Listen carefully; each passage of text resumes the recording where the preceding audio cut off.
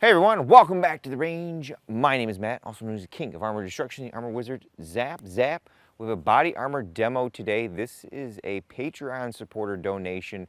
David donated these RMA ESRT, or ESRT as I will call them, plates for us to demo with no strings attached. Let's take a closer look at these on the table and see what we have in store today. As I mentioned, one of my Patreon supporters, David, donated these plates as well as an RMA 3A backer to complete our demo with no strings attached. I do have an active affiliate membership with RMA, meaning that I have a discount tracking link or code in the description below. And if you use that to make the purchase, I earn a small sales commission off that. And what I do with that is I put it right back on the channel by buying different things such as armor piercing ammunition or different guns, etc., etc. So this particular plate is neither a NIJ level 3A or 3+. It's right in between. It's what is known as a special rifle threat plate, meaning that it's meant to handle certain threats that at the time of the writing the NIJ didn't cover, such as our 5.56, M193, and M855, as well as some more obscure stuff such as our M855A1. Both of these are an ESRT medium, so that's 9.5 by 12.5. They weigh 5.07 pounds or 5.09 pounds, 2.3 kilograms. They are very, very thin at 525 thousandths or 13.35 millimeters. I always measure on the left side of the plate right here in the middle. Certain parts of the plate may measure thicker or thinner. This one was very close at 530 thousandths as well. They are multi-curve. You can see all those nice sexy curves there. So we've got the curve there, we have a curve right there, and then with our ESRT cut, we usually have some extra curvatures right down here. And what that translates to is that it hugs your body a lot better than a single curve or a flat plate, and that's going to wear better. And typically what I've noticed is that it feels like there's less pressure on your shoulders when you're using your plate carrier, especially if you're out there running with them. Now, if this is the first time you're viewing my YouTube channel, we do all of our body armor demos completely different than everyone else on YouTube, so there's going to be a long-winded speech. Just hang with me or watch it on 2X, or you can skip right to the action. Since this is rifle armor, we shoot at 45 feet. We also shoot at 0 degrees because that is worst case scenario. We'll rewind and say worst case scenario. So if you take anything away from this channel, I'm after the absolute worst case scenario that we can come up with so that we blend the performance of the armor versus the advantage that I can come up with so that if we stop some kind of insane threat that we know in the real world that these plates are going to handle it. We use a giant clay briefcase filled with Romoplastilina, #1 clay from Chavant. It's the same clay that the NIJ uses, but they're in an environmental chamber. They can only keep their little clay briefcase out for an hour, and then they got to put it back in for 3 hours. They drop a giant 2.5-inch ball on it, and then they certify that dimple. It's like 80 degrees out here today in my woods. We don't get to do any of that, so we're looking at a representation of what back face could be.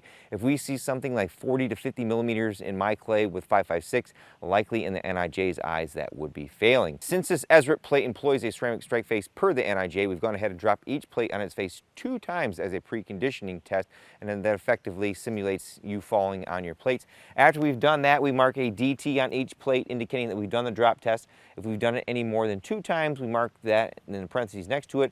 We also perform a torque test. That's where we grab the opposing corners of the plates and we flex it to listen for any cracks. Both of these plates do not employ any type of drop face foam protectant, and I can hear cracking in this plates. To foreshadow a little bit, I have tested these in an R&D setting before, and that video never went public because it was RMA's R&D, so I kind of know what the insides of this plate look like. It does employ a complete edge-to-edge aluminum strike face. It is laminated, so it should be pretty tough. As I mentioned, this is an ESRT size plate, so it should be 9.5 by 12.5, and this particular panel is 9 7/8 by 12 7/8, so it's a little larger than the size allows, but it is like nominal wood sizing, so you know, a 2x4 isn't a true 2x4, it's actually smaller, so that's something to bear in mind if you're looking for plate carriers. If that carrier is on the tighter side for some plates, some of these may not fit. We use a chronograph whenever possible. We have our Proconal Pal Digital DLX as well as a Garmin 0C1 and an Athlon Optics Rangecraft, so that we have 3 data sets right now. We're just kind of reviewing all of those chronographs to see which one is the best for our settings. Typically, I'm still using the light screen because you guys get that instant feedback, and we have a data set. I think one is a little more optimistic than the other one. And finally, we put a spreadsheet here at the beginning and the end. We kind of foreshadow all the threats that we're going to shoot at it. In the end, we mark our velocities and our penetrations, and we do a tear down to confirm what the inside of our plate will look like. As I mentioned, this has a complete edge-to-edge strike face. Some companies will sell you a lighter plate because there is less ceramic on that particular plate, and they put a foam ring on the outside of it, and we've seen that a lot. This particular SRT plate, I would say, is like our HESCO M210. It's multi-curve, and it should stop some threats that the original L210 from HESCO couldn't stop. I do want to remind everyone that I'm not an NIJ so if you see a threat stop or penetrate over here, you should always defer to the manufacturer to produce accredited, recent, and frequent lab results showing that their plates can stop some of these threats. On the flip side, if you see me stop some kind of insane threat, you should send that off to a lab and have that added as a special threat to your panel. And I do want to mention that sometimes I have to place as many shots on these plates as possible because I only have a pair of them. So if you see penetrations after the 7th, 8th, 10th shot, that doesn't necessarily mean that that particular panel is bad. I'm just maximizing the amount of surface area that I have to shots to give you guys as much data as possible. Plate number 1 is strapped in and ready to go. Now, I don't have my 22-inch TC compass, so all we have today is the 20-inch, but we're gonna hit plate number 1 with a barrage of 5.56 NATO. We've got our M855 SS109, that's a lead core with a steel penetrating tip, known for popping polyethylene, steel, and ceramic plates normally stop it. Then we've got our 55 grain full metal jacket M193, that's a lead core, known for popping steel, but polyethylene and ceramic normally stop it. And then we've got the Mr. Spicy Boy M855 A1 or Alpha 1, 62 grain copper core with a large and hard, that's what she said, steel penetrating tip. I got these from War Pig Armory. Him and Dozer get these in quite often. If you're looking to do a resupply, you know what to do.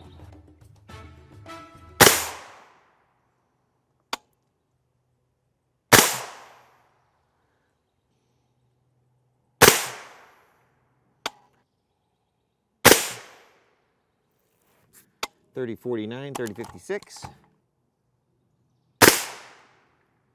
.30-70, .30-72, so that's now onto the M193. .33-48, good old Independence. Whoa, yeah, buddy. .33-90, .34-12. Woo! Woo! This plate is going to be hurting. Now, let's try an intentional edge shot at some point. .33-26.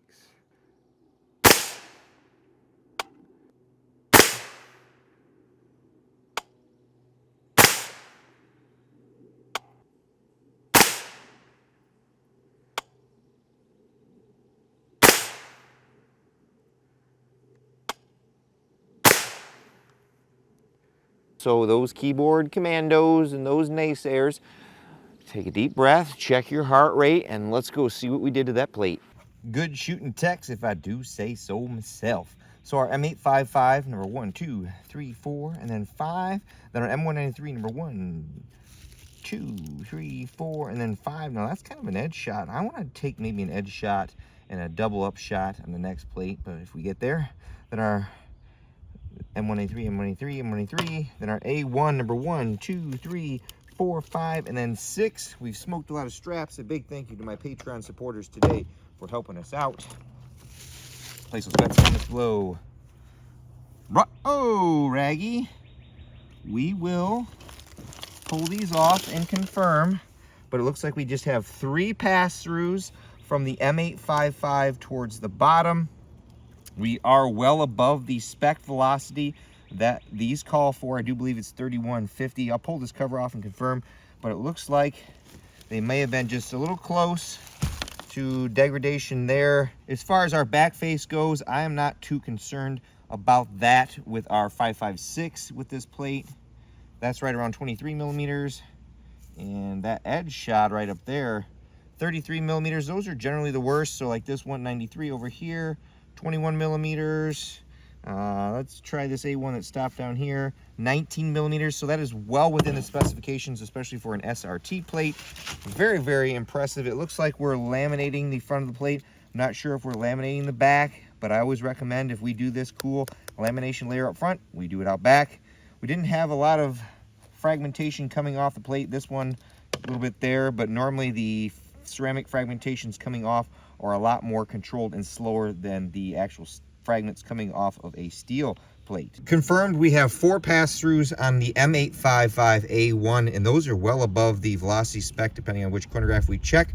Very, very spicy velocities, but it's these two, and then these two right here. These two look like they were stopped, I think, on plate number 2. We'll take maybe a shot up here as a control, but I think we are just pushing the velocity spec with those rounds. You know, they're full bore. I think the lab calls for 3150. They should call for 3200 just for a little more leeway. But again, in the real world, there's not a lot of people with a 20-inch running around. It's going to be 16-inch. Very, very impressive so far. Plate number 2 is strapped in and ready for the extreme. David would like to see what the effects on back face are going to be when we take this plate to the NIJ level 3, the NIJ 07 RF1 and 2 threat, and that's our M80 ball, 147 grain, 150 grain full metal jacket. This particular lot is a bimetal jacket, meaning that there is a ferrous material in there, probably steel, that attracts the magnet, and you could argue that it is harder to stop. We've got a 22-inch TC compass. We're looking for 2750. We've been seeing very good velocities all day long, so this will likely be over. We've backed the ESRT with a 1-pound RMA level 3A backer. Theirs is a 100% pure aramid backer. So if this makes it through and it hasn't slowed down enough, it could cause a penetration. Otherwise, aramids are pretty good at controlling back face. David is curious what kind of back face we will see. So we're gonna just take 2 shots, check the back face, and then we'll go to the spicy 300 blackout that we brought today. 2864, 2858, 2872 in the lower part of the plate. 2807, 2802, so that's very close to the spec there. Easy enough shots, number 1 and then number 2. Now that is pretty close to the edge there, but because this is laminated, it should do pretty well. Place those bets in the comments below. Hey! Uh-oh, Raggy. We do have a pass-through on the second shot. I'm going to say it's because it's on the edge, but our 3A backer caught it. There is no pass-through on the back side of that. Very, very impressive. Now, this is what we're talking about with back face. Right here, if we can measure that, 41 millimeters, so that's close to failing. The clay is a little bit cold, so this could be 56 on the bottom. So again, keyboard commandos, this plate is not designed for M80 ball. I used a 22-inch with M80 surplus to get over the specification, and we stopped both of them. Very, very impressive. I think it's probably because of that aluminum strike face and a good blend of whatever we're using for the backer. 3176, 3174 of the crown. 3155, nice. All right, this is where I hope to earn my moniker, the king of armor destruction. The likelihood of anyone having these threats besides myself is probably 0, or if anything, what I'm doing here is simulating range. These are all military projectiles and, you know, fired out of 308 or 30-06 or 300 Win Mag. Eventually downrange, you know, hundreds and hundreds of yards, these projectiles are going to lose velocity, and that's what we're kind of simulating with our 300 blackout. So I've got 4 flavors here. We've got our P80 black tip, or M61, 152 grains, steel penetrator. We've got our M2 armor piercing. That's the level 4 threat at 2880 feet per second. I think we're right around 1600. We have our M80A1. That is the U.S. Army's current ball round in 7.62 NATO. 130 grains, copper core with a hard steel penetrating tip, only around 4950. And then we've got our Swiss PAP, 196 grain tungsten core. This should be subsonic. As I mentioned earlier in the video, if you're looking for any stuff like this, 2048, 2090, 1924, 1915, 1700. We're going to go dead center of the M. Easy enough. Our A1 shots, number 1 and then number 2. Then our M80A1 was right there. Now that P80 was kind of close to our M80 ball shot, not necessarily a fair hit. Then the M2 armor piercing was right there. Then the Swiss P AP tungsten subsonic was there. I think we might have about 3 or 4 more shots on this plate if we're lucky. Place those bets in the comments below. The cool thing about 30 caliber projectiles is there's just a lot to degrade, and if you can't, they're gonna go through. Oh, raggy. We have quite a few penetrations on here. Pretty much all 4 of those AP shots went through. Now look at the tungsten. That is the jacket that went through and just continued to go on. There you can see the penetrator right there. Now we will check on the back side of there, but all 4 of those went through. Very, very interesting. Now it could be argued that I did a lot of damage to this particular area of the plate, but because there's not a lot of muzzle energy being imparted because of the reduced velocity, we're not tearing up the backer of this particular plate. So I think at this point, maybe we finish it off with some 8.6 black, boys. All right, before we go with 8.6 black, I want to take a really worst case scenario shot, and I want to stack 2 shots on top of each other just to see what it will do. So we've got 2 rounds of M193, and then I'm going to do an edge shot as well.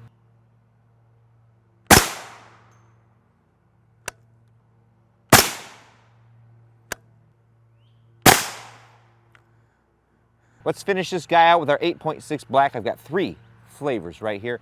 We've got the 285 grain solid copper spun, the 250 grain brass spun, then the 260 grain Swiss P AP tungsten core, just like the 196 grain, but obviously it's 338 caliber, but the penetrator is the same. We've got a 12-inch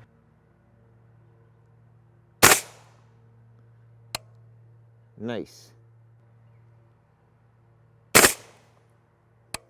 1060, 1045, 988, 976, and that's a wrap, folks. All right, easy enough. Here was our doubled up M193. Then there was the edge shot of M193. Wanted to go a little closer, but that is well within an inch from the edge. Then our Swiss PAP 8.6 black was right there. Then the solid brass spun was right there. My offset's off a little bit. Then our 285 grain solid copper spun to finish it off was right there. Place those bets in the comments below. I am getting hungry, folks. Ho! We have some pass-throughs here, folks.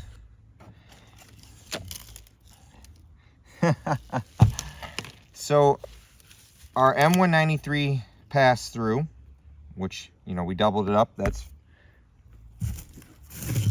sorry about that, camera malfunction. Our double shot of M193 pass-through. Our edge shot of M193 was stopped. Our tungsten penetrator was stopped, likely because of that extra mass in front of it. Maybe it was able to slow down. Then the solid brass spun made that through, and I would consider that a very fair hit based on how well the ceramic is doing. And then our solid copper spun, look at him, he is sticking through.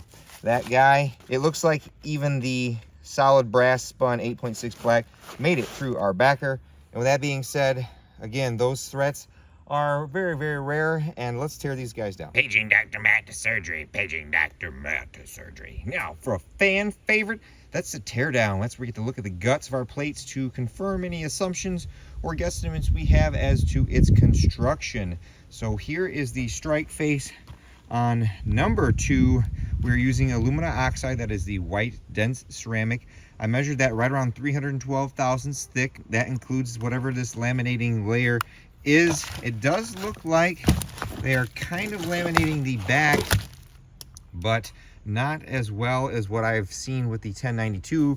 I like to see them do that front and back with that same layer so that this ceramic stays together a lot better, and I think it may help with some of that crack propagation, because when we drop it, I think without that rear laminating layer, it allows it to flex. But very, very nice. As you can see, we have complete edge to edge. We do have a nice foam perimeter border on there, and that helps from any strikes from the side. Here is our backing material. This looks to be polyethylene. It is pressed. Now it is thin, so it's kind of lost its rigidity, but it's still all in one piece after taking all of those shots. I measured that right around 220 thousandths thick, so that's fairly thin. I mean, this is an SRT plate, not a level 3 plus or RF1 or 2, and they are balancing, you know, competing with other SRT plates, and I think you're doing a pretty darn good job. I will say that there are other competitors' coverings, like this part here, are a little better designed. This fabric tends to move around a little bit, and I don't think it hugs the plates as well as it should, but again, that's just my opinion. Here is our 3A backer. This is 100% aramid through and through, woven Kevlar, whatever you want to call it. Measure that right around 320 thousandths thick. I do not believe this is a CPL listed model. And as I mentioned, this stuff is good at controlling back phase, but not catching anything that remains thereafter. So we had our penetrations that we denoted as well. And then plate number 1, same construction. We had those 4 pass-throughs with the M855A1, likely because of how many hits we put on that plate. Remember, in lab settings, it's going to be like 3 to 4, sometimes maybe 6, very nicely spaced out. And then they have the luxury of getting more plates. They also charge a lot more than I do. And with all that being said, that's pretty much the end of our assessment on the ESRT plate. Let's close this one out, guys. Well, everyone, I think the big takeaway from our ESRT or ESRT plate testing today is that our Swiss PAP in a subsonic roll in 30 caliber is a bigger threat to certain panels over our 338 caliber of the same version. I think maybe because of the extra lead and maybe the larger diameter of that particular bullet allows it to mushroom out more quickly versus the 30 cal.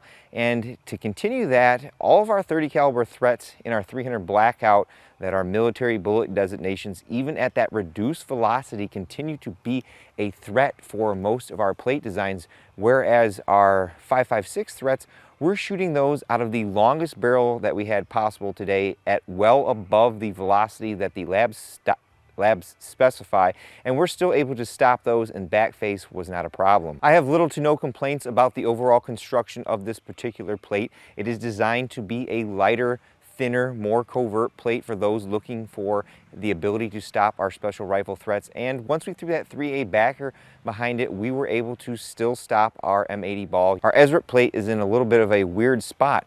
I do believe it costs a little more than what our XRT plate is at our introductory cost, but it is lighter, but it can't stop all the threats that the XRT is rated for. We were able to stop our M80A1 out of the 16-inch barrel with that versus this particular plate not being able to do it out of 300 blackout, and I think that's likely because of how thin our polyethylene backer was. With all that being said, it's time for me to get the heck out of here, but at the end of all my videos, I take a moment to thank all those who helped make these possible, because there's a lot that goes into them. Number 1 is my family. A big thank you to Amy and Deacon, who are out here all the time helping me do yard work or pulling the trigger from time to time or setting up cameras. A big thank you to them. Deacon would like to remind you all to like, subscribe, and share these videos so that a algorithm will work for us and not against us. Number 2 are my Patreon and YouTube channel members. I have a campsite in the description below. It is a landing page with different affiliate codes or discount tracking links in there, and what I do with that is I put all those commissions right back in the channel by buying different types of bullets to make these obscure loads so that you guys have solid data on. I'm not one to push sales your guys' way, but if you want to say thank you to the channel and you've gone ahead and done your own research and you want to make a purchase decision, you want to say thank you for the probably 20 to 25 hours I put into this video, that's what those links are for. Number 3 are the fine folks over at RMA who, in full transparency, did not provide me these plates, but they are usually pretty good at working with us, so when we want to demo some of their stuff, we can get you guys that cold hard data. Number 4 is David, my Patreon supporter, again in full transparency, sent us those ESRT plates to destroy with no strings attached with his own funds. And of course, number 5 is you all for watching. Until next time, I'll catch you at the range.